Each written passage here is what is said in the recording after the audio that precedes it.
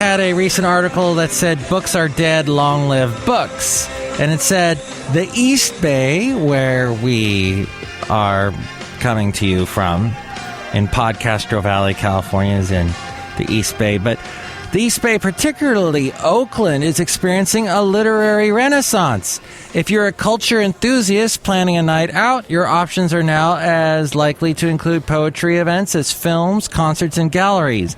Those poetry events may themselves feature not only writers reciting their texts, but also films, music, and art, and often interspersed in unpredictable combinations. The trend is toward mixing genres to create a new experimental format.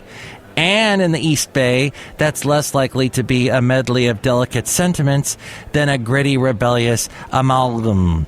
The most recent and obvious sign of the East Bay's literary uprising is the opening of 2 new independent bookstores in Oakland in the past year, Book/Shop, located in Temescal Valley, and E.M. Wolfman General Interest Small Bookstore on 13th Street near Broadway. Some theorize that this surge is due to the rapid recent growth of the tech industry in San Francisco. Gentrification and rising rents are propelling refugee artists across the Bay Area to find cheaper digs and an atmosphere more hospitable to their creative pursuits. According to the media, the future of reading lies in Kindles and ebooks. However, another voice of dissent has risen from a second new indie bookstore in Oakland, E.M. Wolfman General Interest Small Bookstore located in downtown.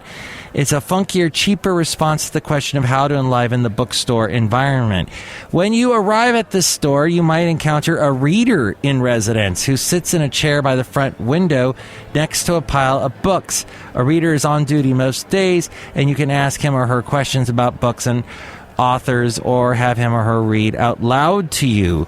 The store recently hosted a Hell and Demonic Possession zine release party. Contributors presented material from their comics, essays, and short stories. One writer read her essay on art vandalism while in full corpse makeup. Another played heavy metal music backward to reveal the satanic messages hidden therein.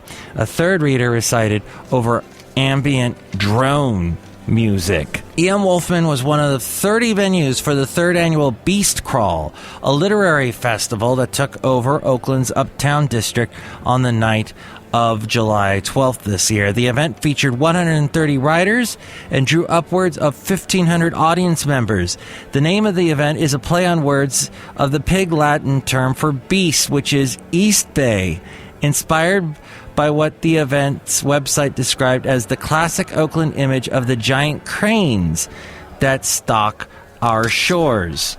Well, the East Bay has always been San Francisco's more down-to-earth, grittier counterpart, and many of its poetry readings reflect that. All over the East Bay, poetry events for almost everyone's tastes abound. The Woolsey Heights series and the Manifest series take place in people's homes. That used to happen in San Francisco, but it doesn't anymore. Now it's all in the East Bay. The intimacy and the casual nature of such events make the banter and socializing less inappropriate because we're all sitting in a living room and it feels right. There's not that stiff formality and hierarchical elements that come with a designated reader's space and formal institution.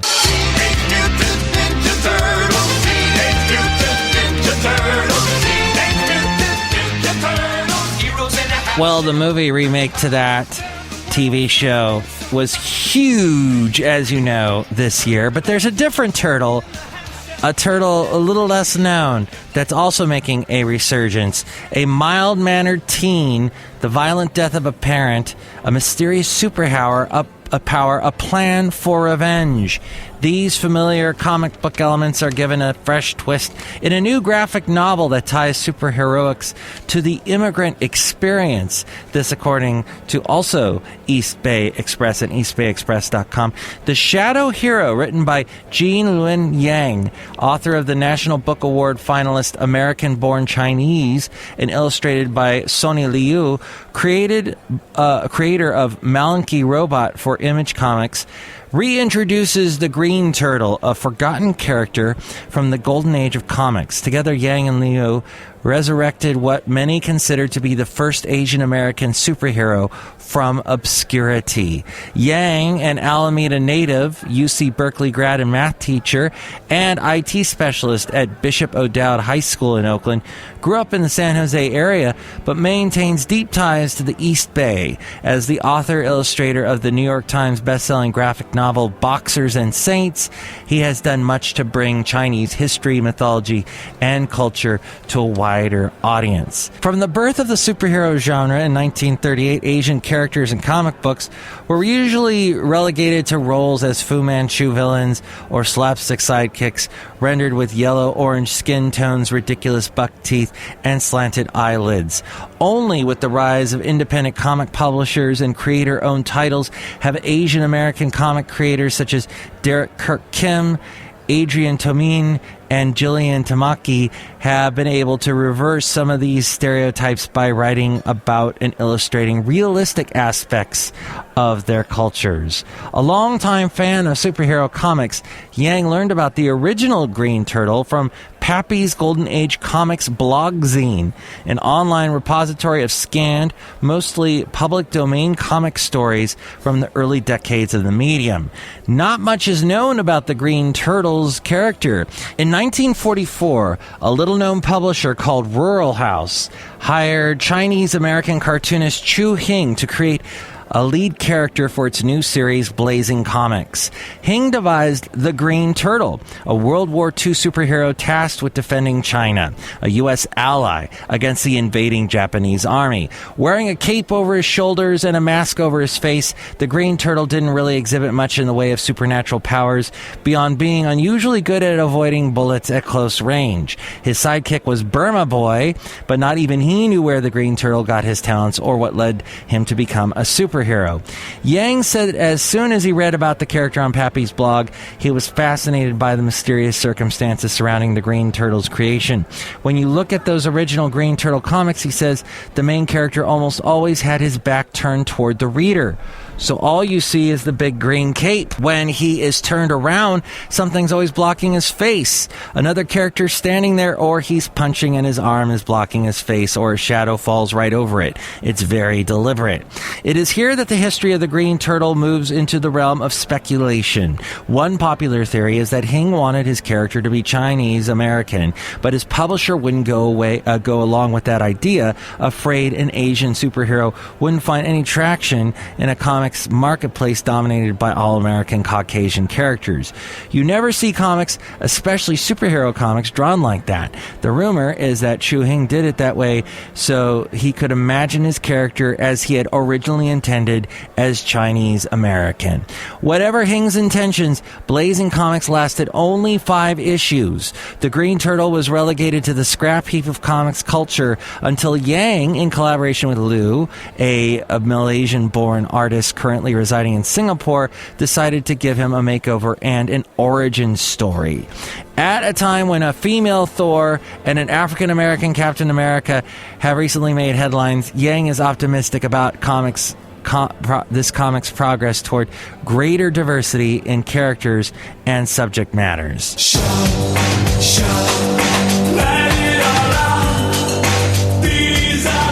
Oh, sometimes kids in cars like to shout. Toyota wants to help you scream at your unruly kids. The latest version of the company's Sienna minivan has a feature called Driver Easy Speak. It uses a built-in microphone to amplify a parent's voice through the speakers in the back seats. This according to What's Happening's Tri-City Voice. Toyota says it added Easy Speak so parents don't have to shout to passengers in the back, but chances are many parents will yell into the microphone anyway. And the feature only works one way, so the kids can't talk back, at least not with amplified voices. The feature is an option on the 2015 Sienna, which is being refreshed with a totally new interior. It also has an optional pull-down conversation mirror that lets drivers check on kids without turning around. Automakers are trying to come up with creative ways to make the out-of-fashion minivan more appealing. Last year, Honda unveiled a vacuum cleaner built into the back of its revamped Odyssey minivan that got a lot of attention. Such features are important because there's little automakers can do to make the practical but bland vans more stylish. Minivan sales peaked at 1.37 million in 2000, but fell as low as 415,000 in 2009, when auto sales bottomed during the Great Recession. Sales have risen as the markets rebounded, and last year people bought just under 519,000 vans. The minivan share of the market now is holding steady at 3.4%, less than half the share from its peak years.